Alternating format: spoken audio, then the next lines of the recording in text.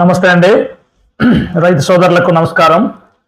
ఈరోజు ఈ వీడియోలో పత్తి సాగు హెచ్డిపిఎస్ పద్ధతిలో సాగు చేసినట్లయితే కలిగే లాభాల గురించి తెలుసుకుందాం. ముఖ్యంగా రైతు సోదరులు తెలుసుకోవాల్సింది, రెగ్యులర్గా సాగు చేసే సాంప్రదాయ పద్ధతిలో కాకుండా హెచ్డిపిఎస్ పద్ధతిలో సాగు చేయాలనుకుంటే రైతులు ఈ పద్ధతి గురించి కనీసం అవగాహన ఉండాలి రైతు సోదరులకు. అయితే ఇందులో మొదటిది హెచ్డిపిఎస్ అధిక శాతం మొక్కలు పెట్టుకోవటం. అందుకోసం ఏ రకం పత్తి విత్తనాలు అనుకూలమో తెలుసుకోవాలి. ముందు విత్తన ఎంపిక అనేది చాలా జాగ్రత్తగా చేసుకోవాలి. అందుకోసం ప్రముఖంగా చెప్పుకోవాలంటే ఏషియన్ అగ్రి జెనెటిక్స్ కంపెనీ నుండి సింధు అలాగే సంజా గోల్డ్, ఈ రెండు రకాలు ఈ హెచ్డిపిఎస్ పద్ధతికి అధిక సాంద్రతకి అనుకూలమైన రకాలు. ఈ రెండు రకాలు ఏషియన్ అగ్రి జెనెటిక్స్ నుంచి ఇస్తున్నారు. అయితే ఎందుకంటే ఈ సింధు సంజా గోల్డ్ ఈ రకాలు అధిక సాంద్రత పద్ధతి కోసమే తయారు చేయబడ్డాయి. అలాగే కంపెనీ వారు ఈ అధిక సాంద్రత పద్ధతి హెచ్డిపిఎస్ పద్ధతికి అనుకూలంగా ఉండటానికే తయారు చేయబడ్డాయి. ఎక్కువ మొక్కలు నాటుకున్నా ఈ విత్తనాలు సాగు చేసిన పంటలకి ఎటువంటి ఇబ్బందులు ఉండవు.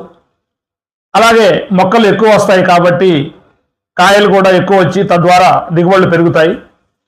ఎక్కువ మొక్కలు రావాలంటే పత్తి విత్తనాలు ఇత్తుకునే సాలుకి మధ్యలో 3 అడుగులు, అలాగే మొక్కకు మధ్యలో కనీసం 1 అడుగు ఉండేలా చూసుకుంటే 14,520 మొక్కలు వస్తాయి. అలా కాకుండా సాలుకు మధ్యలో 3 అడుగులు, అలాగే మొక్కకు మధ్యలో అరడుగు అంటే 15 సెంటీమీటర్లు మొక్క మధ్యలో పెట్టుకున్నట్టయితే 29,040 మొక్కల వరకు వస్తాయి. అలా రావాలంటే అచ్చు అనేది ముందు తయారు చేసుకోవాలి రైతు, నేను చెప్పిన పద్ధతిలో.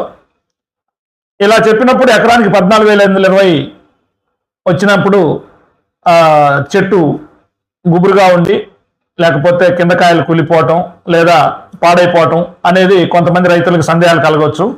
అలా పాడైపోకుండా ఈ వ్యవసాయంలో కొద్ది యాజమాన్య పద్ధతులు మార్చుకోవాలనుకుంటే, నాణ్యమైన పత్తి దిగుబడి తీయాలనుకుంటే ఆ పద్ధతిలో విత్తనాలు నాటుకొని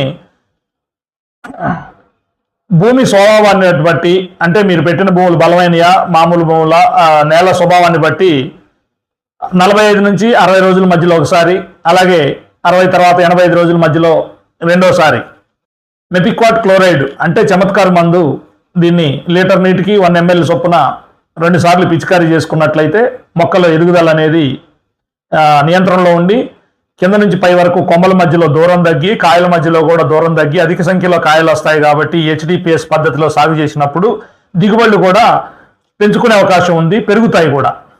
అయితే ఇలా గ్రోత్ రెగ్యులేటర్ స్ప్రేలు చేసినప్పుడు భూమిలో తేమ ఉండేటట్టు రైతు సోదరులు గమనించాలి. కంపల్సరీ తేమ ఉండేటట్లు చూసుకోవాలి. తేమ ఉన్నప్పుడే ఆ స్ప్రేలు చేసుకోవాలి. అలాగే ఈ గ్రోత్ రెగ్యులేటర్లు వాడటం వల్ల పత్తిలో పూత రాలిపోవడం ఆపేస్తుంది. అలాగే మొక్కలు అనవసరంగా ఎదుగుదలను ఆపేసి చెట్టు కింద నుండి పై వరకు కాయలు ఒకే సైజులో వచ్చి చెట్టు నిండా కాయలు కాస్తాయి. కాబట్టి అధిక సంఖ్యలో దిగుబడులు కూడా పెరుగుతాయి.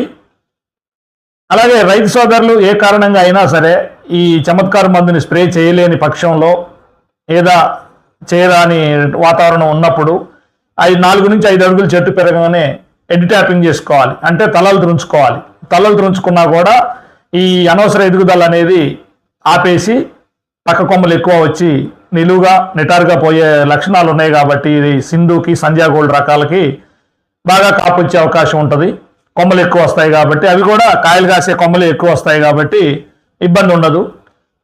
అయితే ఈ హెచ్డిపిఎస్ పద్ధతిలో సాగు చేసే సింధు సంజా గోల్డ్ రకాలు ఇతర రకాల కంటే ముందుగా కాపుకొస్తాయి. తక్కువ రోజుల్లోనే పత్తి తీసుకొని మంచి రేటుకు మార్కెట్లో అమ్ముకోవచ్చు.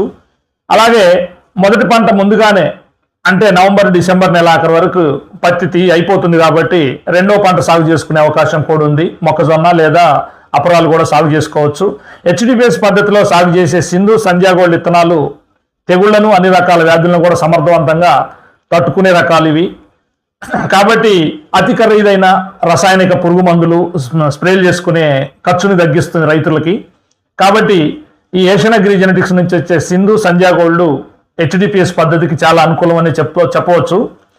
హెచ్డిపిఎస్ పద్ధతిలో సాగు చేసిన పత్తి మొక్కలు ఒక క్రమ పద్ధతిలో పెరుగుతాయి. కాబట్టి మిషన్ ద్వారా కూడా మనం పత్తి తీసుకునే అవకాశం ఉంటుంది రైతు సోదరులు.